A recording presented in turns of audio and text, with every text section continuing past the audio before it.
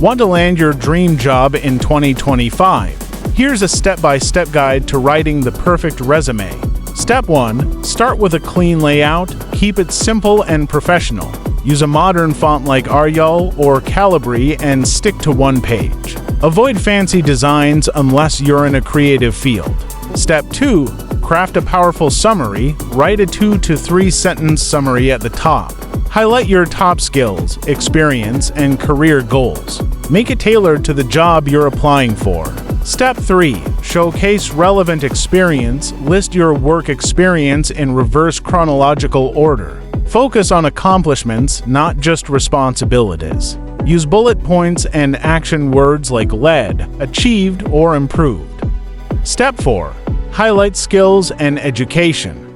Create a skills section with keywords from the job description. Then list your education and any certifications relevant to the role.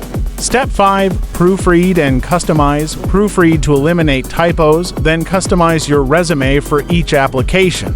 Employers want to see why you are the perfect fit for their job. With these steps, you'll have a resume that stands out in 2025's competitive job market. Good luck!